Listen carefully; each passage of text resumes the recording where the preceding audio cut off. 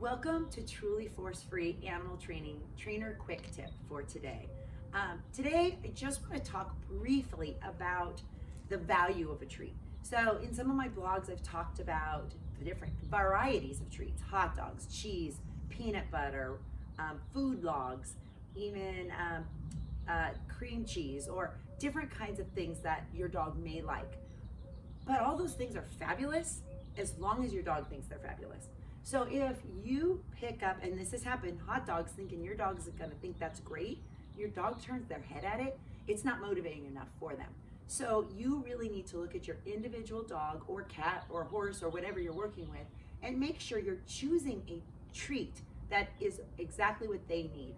And sometimes they can have a variety of treats. So for Captain and Scout, kibble is fine for sit and down and some real basic things. They would do that for anything.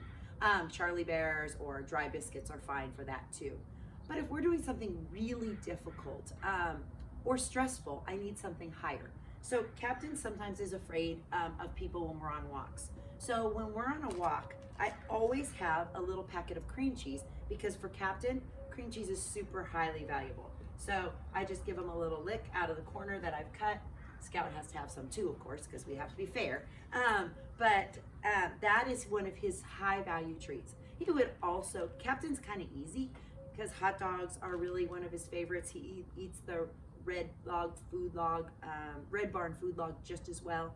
So Captain's kind of easy. Now Scout is a little more tricky. She'll take all those things, but if it's something hard, she really wants to wait out for the best. So a great example that I've been working with her recently is she's gone in her crate for her whole life, but recently she's decided she just doesn't really prefer to go in there, especially if the treat that she gets when she goes in is nothing. Now Captain, if I said the word that means go to your crate right now, he'd probably run around trying to get into the house to find his crate. But for Scout, she'll go over, but she really wants to know it's worth her while. So I just have to use a little higher value when we use that. So I have some meat, freeze-dried meat treats right now, sitting by her kennel. As soon as she goes in, she gets that. Now she's back to getting in, wanting to go into her crate.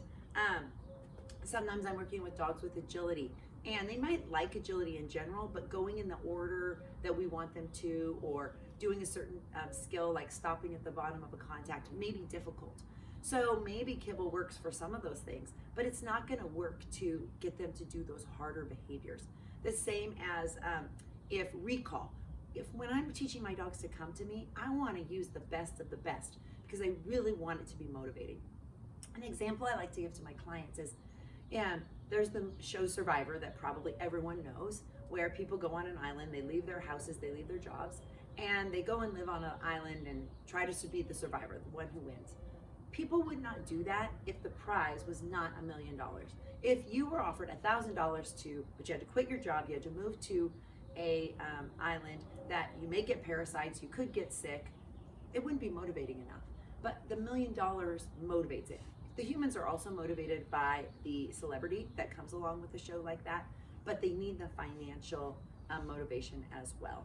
So when you're choosing your treat, no matter what it is, it could be chicken, it can be lunch meat, it can be anything that your dog loves. If it's a harder skill that you're just having trouble with, maybe it's jumping in the car, maybe your dog doesn't like to jump in the car. Well, if you're using milk bones, that's not gonna be enough if they're a little bit afraid or nervous or unsure. But if you put a piece of hot dog there, they may jump right in. So if you're struggling with a behavior, especially something new or difficult or something that might be a little scary to your dog, try using a variety of treats, but it might take some time to figure out exactly what motivates your dog the best. So I hope this trainer quick tip helps you today, and we'll see you next time.